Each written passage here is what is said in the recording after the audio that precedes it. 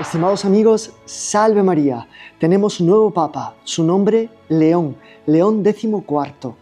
¿Qué secreto se encierra este nombre tan impactante? León. Nos recuerda al rey de todos los animales por su grandeza, a uno de los seres vivientes de Ezequiel, a uno de los también seres vivientes del Apocalipsis, León. ¿Por qué León? Justamente ahora vamos a conversar de esto. ¿Por qué el nuevo Papa se ha llamado León? Bien.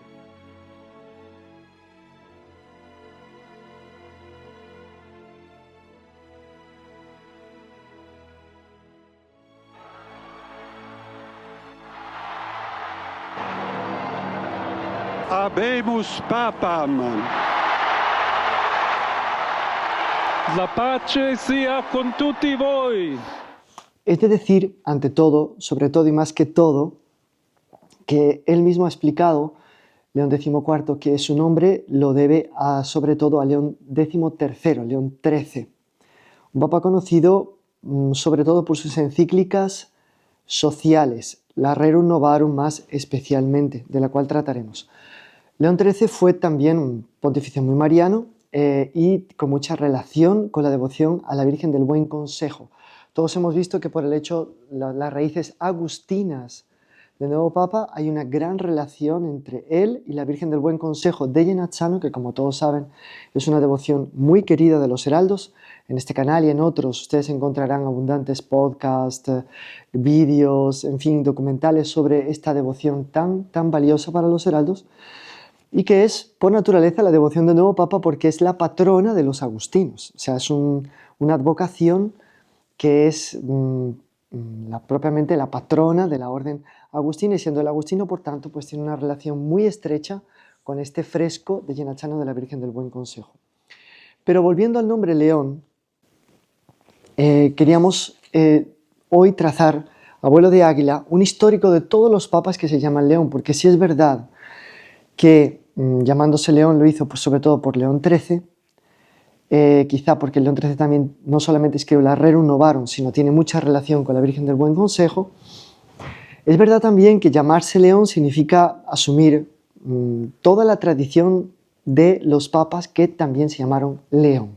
¿Y quiénes fueron esos papas? ¿Y qué hicieron de interesante y de importante en su historia? ¿Y cuáles son las llaves de interpretación que nos pueden dar estos datos para entender el perfil de un nuevo papa que inicia su pontificado bajo el manto de la Virgen del Buen Consejo? Bien, encontramos ante todo al Papa León I, San León Magno, un papa extraordinario. Él y San Gregorio Magno son los dos grandes papas de la antigüedad cristiana. O sea, San León Magno es un gran papa. Y un gran papa por muchísimos motivos, pero daremos aquí específicamente algunos. En primer lugar, San León Magno fue un gran combatiente contra los desvíos doctrinales de la época. Él pacificó el imperio romano del punto de vista político en Occidente, parando a la invasión de los hunos. Tuvo el coraje de parar a Atila, que había destruido tantos reinos, tantos poderes políticos. Al Papa tuvo que respetarlo, y se dice porque San Pedro y San Pablo místicamente lo acompañaron y se hicieron ver de Atila, diciéndole que no se atreviese a entrar en el terreno pontificio porque si no iba a sufrir consecuencias muy graves. Por tanto, él salvó Roma de la invasión de los hunos. Pero en Oriente pululaban las herejías. Entonces San León Magno fue un papa extraordinario en el enfrentar las herejías que estaban pululando en esa época, sobre todo la herejía del monofisismo de Eutiques, un monje oriental que defendía que después de la encarnación del Verbo había sucedido una especie de fusión entre lo divino y humano, resultando una tercera naturaleza, ni divina ni humana, fusionada, o absorbida la naturaleza humana totalmente por la divina. Entonces eran herejías que ponían en cuestión la persona de nuestro Señor Jesucristo. Y San León Magno escribió una carta, lo que se llama el Tomus Flavianus, a uno de los obispos de Oriente, explicándole cuál era la verdad. Eso se leyó en el concilio de Calcedonia y todos los padres que estaban allí reunidos dijeron, Pedro ha hablado por los labios de León.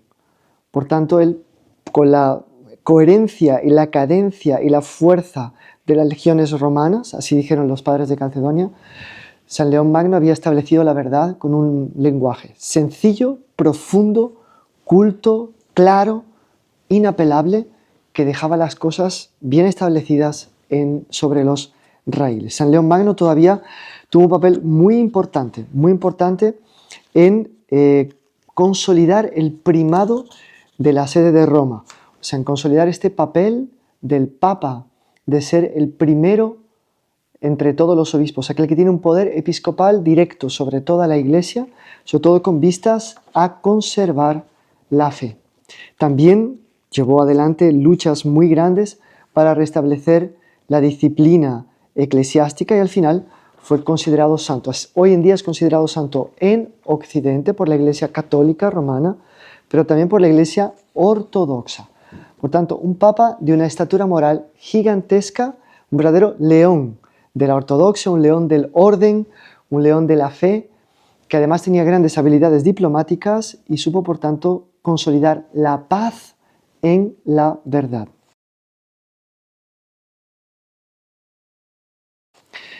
León II. Este León II es algunos años posterior a León I. Es también santo, San León II. Calculen ustedes que San León Magno murió en el 461 y 2 siglos después, en el 683, muere San León II, que todavía coge un restito de las disputas teológicas sobre Cristo, en este caso de la crisis monotelita, una crisis desencadenada en Oriente por un patriarca de Constantinopla llamado Sergio, y que pues el Papa, su predecesor, San Agatón, había llevado al término, pero él, digamos, tuvo que todavía ponerle un punto final a esa crisis, reconociendo los cánones de un concilio de Constantinopla en el cual se respondía a las herejías de Sergio y de los monotelitas. ¿Qué significa monotelismo? Significa que en Cristo había una sola voluntad. Partimos del monofisismo, una sola naturaleza. Solo responde San Gregorio Magno, San León Magno. San León II responde al monotelismo. No hay una sola voluntad en Cristo, hay dos, aunque estén perfectamente armonizadas y caminen siempre juntas. Fue San León II que tuvo que ratificar la condenación a Honorio. ¿Por qué Honorio había mandado una carta al patriarca Sergio en la cual era ambiguo o, algunos incluso dicen, erróneo, y había por tanto traicionado la fe? Entonces el Papa San León II condena a Honorio junto con el concilio de Constantinopla, junto con el Papa San Agatón, porque por un descuido, ¿no?, ensució la inmaculada túnica de la fe romana. ¿De acuerdo? Entonces, por tanto, queda claro que el antecesor, o uno de sus antecesores, Honorio, había sido un papa hereje, un papa que se equivocó y que fue después condenado por la Iglesia. San León II también es considerado santo por la Iglesia romana católica y por la Iglesia también ortodoxa. Y su memoria se celebra el 3 de julio. ¿Qué tal? Como vamos hasta ahora, dos grandes leones, el primero y el segundo. León, sabemos que en Ezequiel, en el Apocalipsis, el león representa una de las grandes cualidades de la creación, del poder creador de Dios, que es la nobleza, la grandeza, una fortaleza llena de magnanimidad, de belleza, de esplendor. Bien, Papa León III. Papa León III es todavía posterior, 2 siglos después, o 1 siglo y medio después de San León II. Este es el Papa que va a coronar nada más y nada menos a San León Magno. Es el Papa que va a coronar a Carlomagno como emperador de los francos. Fue elegido Papa unánimemente, o sea, todos los cardenales lo escogieron a él por aclamación. Por cierto, los papas anteriores también fueron escogidos unánimemente y por aclamación por el pueblo y el clero de Roma. Este papa va a ser escogido pontífice por unanimidad el 26 de diciembre del año 795, el día que su predecesor, el papa Adriano I, era sepultado. Estaba siendo enterrado el papa predecesor y el papa León III, que durante un tiempo fue considerado santo, después fue quitado del martirologio, después parece que lo volvieron a inserir, que es un gran papa también. Entonces, ¿qué pasa? Que este papa, después de ser elegido papa, le comunicó la elección al rey de los francos, a Carlomagno, a quien él va a coronar después en el año 800 como emperador del Sagrado Imperio Romano Alemán, del Sacro Imperio Romano Alemán. Y le manda como símbolo la llave de la tumba de San Pedro para consolidarlo en su papel de defensor armado de la fe católica. Evidentemente, Carlomagno era considerado como el que compendiaba, reunía todo el poder político, pero claro, siempre bajo la inspiración de la Santa Madre Iglesia.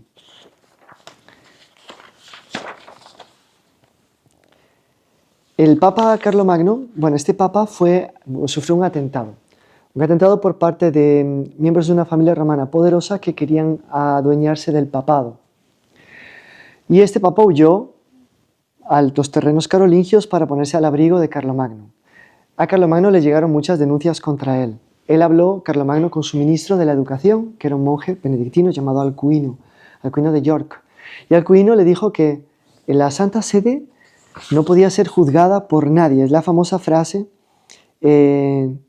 prima sedes anemine judicatur. El Papa no puede ser juzgado por nadie, está por encima de cualquier juicio humano. Solo se somete, evidentemente, al juicio de Dios. Ese es un principio de derecho canónico que está en vigor hasta hoy. Gracias a ese principio, él fue reinstalado en su trono y él, como premio, cuando Carlomagno lo visita en el año 800, lo corona como emperador. Este gran papa no tuvo un largo pontificado, pero sí marca la historia, es emblemático por el hecho de que tuvo una gran relación con el establecimiento de este Sacro Imperio Romano Alemán que duró hasta casi la Primera Guerra Mundial, prácticamente, un poquito después incluso, o por ahí, alrededor de la Primera Guerra Mundial, cuando con el encerramiento de la Casa de Austria, cuando la Casa de Austria deja ya de tener poder político en el mundo. Por tanto, calculen ustedes más de 1000 años de Sacro Imperio Romano Alemán que empiezan con León III. León IV. León IV es un papa interesante también porque era monje benedictino y reinó en el mismo siglo IX, en el mismo siglo de León III, en el año 855, y es el 103º papa de la Iglesia Católica y es venerado como santo. Ojo, de 4 leones, 4 santos. Era de estirpe longobarda, aunque era considerado romano, era monje benedictino en el monasterio de San Martín, que estaba al lado de la Basílica de San Pedro, y fue elegido papa. Este papa es muy interesante porque tiene una gran fe. Monseñor Juan, nuestro fundador, siempre decía que aún no se han descubierto todos los poderes que el papado tiene, o sea, todos los carismas con que Jesucristo dota al papado. Y en este papa vemos un carisma muy especial, poco conocido, y es que con una bendición aplacó un incendio. Que había un incendio en Roma pocos días después de su elección, y él, con su bendición apostólica, sin necesidad de bomberos, agua, ni lluvia, ni nada, aplacó milagrosamente el incendio. Un dato más para el nombre León. Es un león que vence el fuego, y vence al fuego con su bendición. No hay muchos más datos, ¿verdad? Interesante. Luchó contra los musulmanes y puso la cinta muraria a la colina vaticana. Hasta hoy, los muros que se ven en el Vaticano tienen su origen en León IV, por eso se llaman le mura leonine, porque este Papa León IV, dado que los sarracenos saqueaban mucho Roma, se vio en la necesidad de ampliar las murallas y gracias a la cooperación del emperador, pues pudo hacerlo y hasta hoy se conservan Lemura Leonine. De León IV vamos a saltarnos porque los otros papas o duraron poco o no son tan expresivos. Siempre, claro, un papa es un personaje muy importante, pero no podíamos aquí describir los 13 leones porque si no, no terminábamos nunca. Entonces, hemos seleccionado los más importantes y nos encontramos al Papa León IX, que era alemán. Y es venerado también como santo y hace parte del gran siglo del papado de la Reforma Gregoriana, una reforma que va a culminar con San Gregorio VII al finales del siglo XI. Este es un papa de mediados del siglo XI, llamado Bruno de los condes de Egisheim-Daxburg. Él nace en Alemania el 21 de junio del 1002 y muere en Roma el 19 de abril de 1054. Es el 152 Papa de la Iglesia Católica y reinó 6 años. Es un Papa que se destacó por haber, aunque él no era monje propiamente, por haber ayudado, cooperado a la expansión del movimiento monástico de Cluny, un movimiento monástico que se proliferó en toda Francia, norte de Italia, norte de España, porque España aún estaba siendo reconquistada de los moros, sur de Alemania y toda Inglaterra gracias a Guillermo el Conquistador. Por tanto, fue un hombre que quiso promover con todas sus fuerzas la renovación de la Iglesia, promoviendo este movimiento benedictino, que fue realmente la fuente de agua viva de la cual nació la Edad Media, la civilización cristiana. Dejamos este Papa, León IX, que marcó la Iglesia por ser uno de la larga serie de papas santos que reformaron el papado y la Iglesia en el siglo XI, y damos un salto hasta León XII. León XII. ¿Quién era León XII?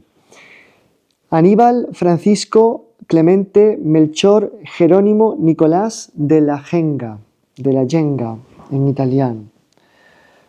Era un hombre de curia, un hombre de carrera eclesiástica que llegó a ser papa y que tuvo un papel importante como precursor de Pío IX y también precursor de León XII.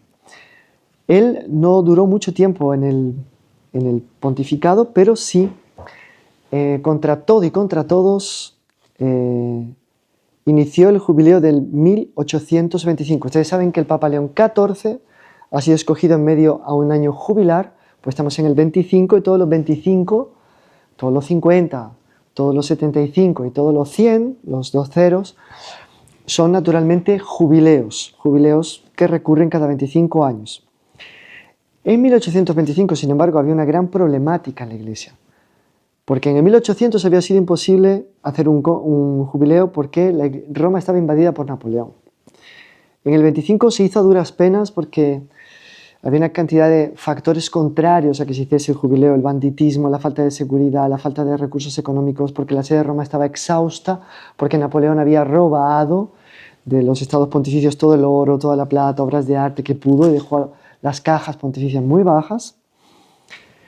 Pero este Papa, contra todo y contra todos, proclamó el jubileo y lo llevó adelante, lo llevó a cabo. Él mismo abrió el jubileo en la Plaza San Pedro y quiso que otros cardenales los abriesen en otras basílicas mayores. Por tanto, fue un hombre muy determinado, muy decidido, que, dos cosas. Uno, persiguió muchísimo a los carbonarios. Esta va a ser una característica que vamos a encontrar en León XIII también, que era una secta secreta que quería perseguir a la Iglesia, y él se opone. Y también era muy devoto de la Virgen del Buen Consejo de Genazzano, al punto que la puso en la capilla Paulina, esa capilla donde los cardenales se reunieron para rezar y para celebrar una misa antes de entrar en el cónclave. Entonces, la capilla Paulina, donde el Papa celebra la misa después de ser elegido generalmente, está presidida por la Virgen del Buen Consejo de Genazzano porque León XII allí la puso. Se dice también que León XII prohibió las vacunas contra la varicela. No ha aparecido ningún documento que lo justifique, sino que él dispensó la obligatoriedad de la vacuna. Es un dato también importante que está relacionado con el nombre León. Y llegamos a León XIII. León XIII. León XIII, ¿quién fue? Vicente Joaquín Rafael Luis Pecci, de una familia de nobleza de toga, o sea, sus antepasados habían sido jueces. Su padre era alto grado de la oficialidad militar, obviamente del Estado Pontificio. Él también es un diplomático, un sacerdote de curia, de carrera, que llegó a ser papa, como un papa un poco moderado, después de un pontificado muy intransigente que había sido el pontificado de Pío IX. A él le seguirá Pío X, San Pío X. El Papa León XII, el Papa León XIII ya no son canonizados. El Papa León XIII en concreto, porque en uno de sus epistolarios se encuentra una afirmación hecha a alguna pariente de que todo lo que ha hecho en el papado es para también la exaltación de la familia Pecci. Entonces eso como que echó una sombra un poco sobre su persona en cuanto a la santidad. No quiere decir que no haya sido un gran papa por otros aspectos. León XIII fue escogido anciano, enfermo, con la mano que le temblaba y se parecía que iba a durar poco tiempo. Y sin embargo, León XIII duró muchísimos años. Fue el tercer pontificado más largo después de San Pedro, Pío IX y él. Por tanto, son dos pontificados larguísimos, uno seguido del otro, Pío IX y León XIII. León XIII fue el gran restaurador de Santo Tomás como guía del enseñamiento católico. Por tanto, él promovió la figura de Santo Tomás, a quien él profesaba una gran devoción y a quien había estudiado desde su juventud. Por tanto, a él le debemos que hoy en día Santo Tomás de Aquino sea tan querido, tan reconocido, tenga tanta ciudadanía, porque hasta León XIII no estaba tan clara la hegemonía teológica de Santo Tomás de Aquino. León XIII también fue el Papa de la Rerum Novarum, en un momento en que se están manifestando ya los movimientos socialistas, comunistas, marxistas, la rebelión del operariado, la lucha de clases, la revolución industrial, bueno, tanta cosa. Él sale al paso de esta situación y escribe una encíclica donde por primera vez la Iglesia se manifiesta en cuestión social. Es por tanto el inaugurador de la doctrina social de la Iglesia. Desde el punto de vista mariano, el León XIII fue también un papa muy mariano. Primero porque él ha sido uno de los que han sostenido la corredención mariana. En su encíclica Adiutricem Populi, del 5 de septiembre de 1895, decía: según los designios de Dios, la Virgen empezó a velar sobre la Iglesia y a asistirla y a protegerla como una madre, de modo que, como había sido instrumento del misterio de la humana redención, así con el poder casi ilimitado que le había sido conferido por haber sido instrumento del misterio de la humana redención, por tanto, totalmente unida al Redentor, corredentora, fue establecida como dispensadora de la gracia que para todos los tiempos deriva de esta redención. Porque ella participó en la redención, es distribuidora de gracia de la redención. Pero también León XIII fue el Papa del Rosario. Él le dio un gran énfasis al mes de octubre como el mes del Rosario. Si hoy consideramos este mes, el mes de octubre, como el mes del Rosario, gracias al Papa Pecci, a León XIII. Él, en su encíclica Supremi Apostolatus Officio, establece la solemnidad de la Virgen del Rosario. Él tuvo mucha relación, por cierto, con el beato Bartolomeo Lungo, que fue el que hizo el santuario de Pompey. Recordémonos que León XIV fue escogido el 8 de mayo, día de la súplica de Pompey, porque fue día que fue iniciado la construcción del santuario de Pompey, lo hizo el beato Bartolomeo Lungo, bajo la inspiración y con la protección de León XIII. Todo esto vean que son cables que se van atando. Bueno, pues él establece la solemnidad de la Virgen del Rosario, celebrada con especial devoción en todo el mundo católico, y dice que del primer día del mes de octubre al 2 del mes sucesivo, o sea, hasta el 2 de noviembre, en todas las iglesias parroquiales del mundo se recitasen al menos 5 decenas del rosario, con las letanías lauretanas. Esa es una costumbre que, como ustedes saben, en muchas iglesias parroquiales hoy en día se mantiene diariamente. Se reza todos los días del año. También pide que junto con la oración del rosario se exponga solemnemente el Santísimo Sacramento y se dé la bendición solemne con la Eucaristía. Aparte de esta promoción del rosario, él escribió varias otras encíclicas sobre el rosario. Casi cada año escribía en octubre un pensamiento, pero encíclicas superiore anno vie ben noto en italiano. Pero el Papa León XIII también tiene algo muy interesante. Fue un papa que tuvo visiones místicas. Eso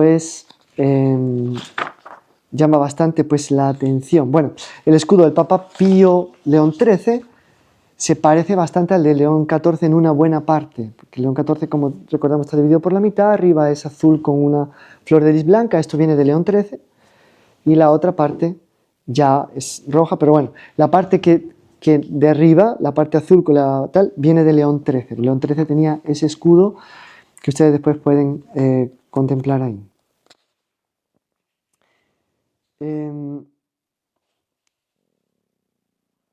¿Por qué el Papa León XIII escogió el nombre de León? Por León XII. Entonces, curioso.